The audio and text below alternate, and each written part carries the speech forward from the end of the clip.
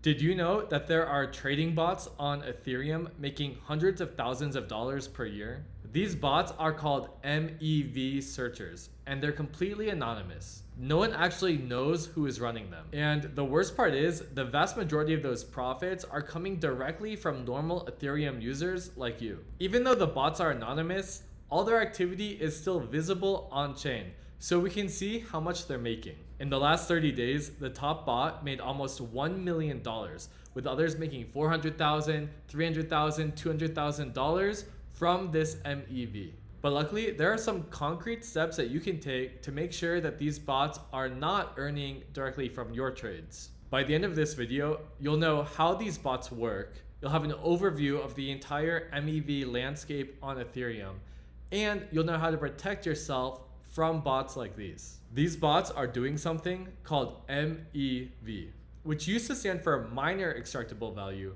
but now because Ethereum switched to proof of stake, it's called Maximum Extractable Value. The official definition is that MEV is the additional profit a validator can make by strategically including, excluding, or reordering transactions within a block. If you don't understand exactly what that means, don't worry, we'll cover it in a little bit more detail later, but one thing that's important to know is that MEV used to be viewed as an existential threat to Ethereum and its users. But in the last year or two, a bunch of tools have been developed to protect users from the bad effects of MEV. But before I tell you about those tools, let's talk about what these bots are actually doing and how they're making hundreds, if not millions a year. In order to understand that, you'll have to learn just a little bit about how Ethereum transactions work. When you hit send on a Ethereum transaction on your wallet, it's going into something called the mempool. These broadcasted transactions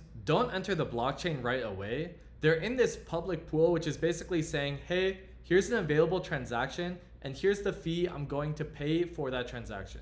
In order to actually complete these transactions, they need to be packaged into something called a block, which is basically a group of transactions. On Ethereum, there's one block every 12 seconds, which means when you broadcast your transaction to the mempool, it's going to hang out there at least until the next block is built. If there are a lot of transactions waiting in the mempool, you might not actually be included in the next block. It kind of depends on what your priority fees are. The way it used to work is that Ethereum validators were in charge of taking their favorite transactions from the mempool, which were usually the ones with the highest priority fees, and then packaging those transactions into a block that would be put into the official Ethereum blockchain. But validators quickly realized that if they're the ones deciding the order of the block in the transaction, they can do some sneaky things to make some extra money. They can do this by adding their own transactions to buy and sell coins into the block ahead or behind other high value transactions. This is called MEV, and there are three primary attacks that are used: front running,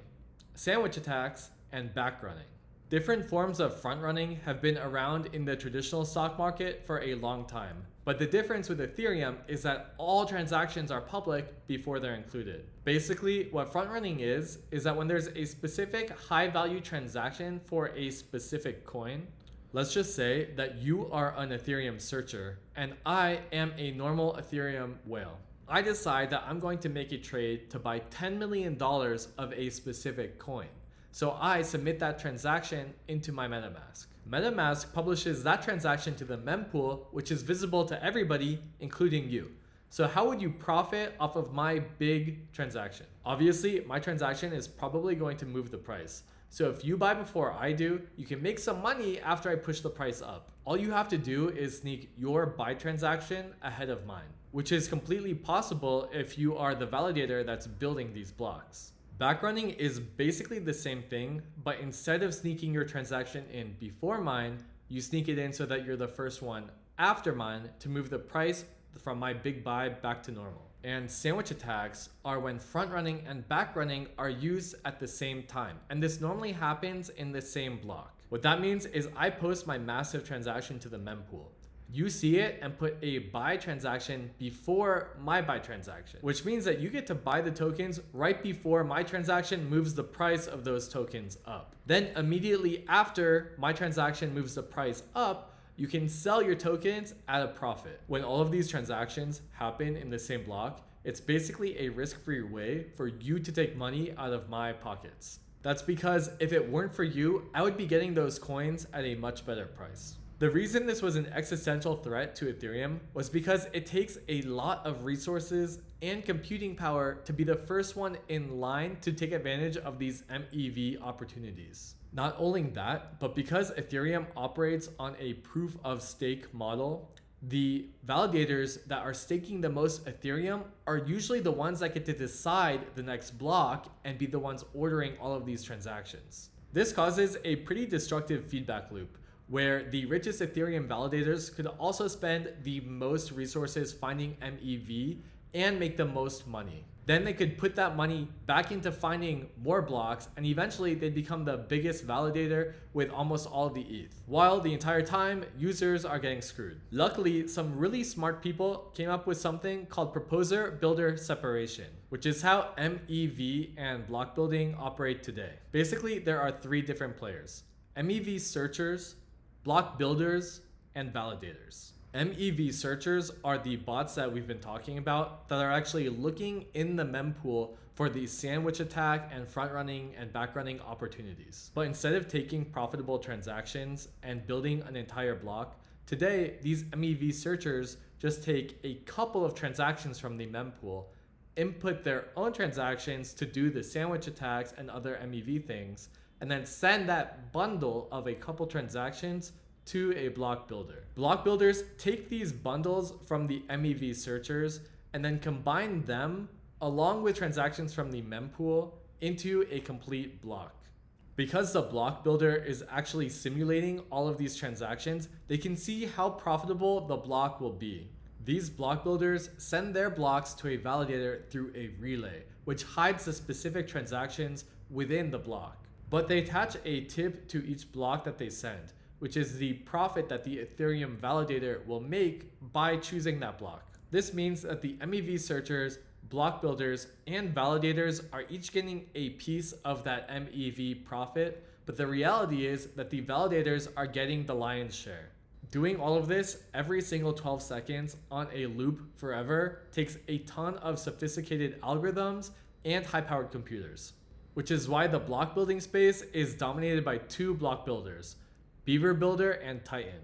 And the MEV searcher space has been historically dominated by one guy who goes by the pseudonym Jared from Subway. No one knows who he is, but he's made millions in the last few years from MEV. Before we end the video, I'm going to give you 3 tangible ways that you can protect yourself from MEV. The first is to reduce slippage every time you make a trade on a decentralized exchange. The slippage value is the price movement that you're willing to accept when you make a trade on Ethereum, but that value is actually a part of the transaction and visible to all of these MEV searchers in the mempool. So if they're going to front run you, they know exactly how much they can do that. And the bigger the slippage value, the more money they can extract from your trade. The second way to protect yourself is to use a decentralized exchange that has MEV protection built in.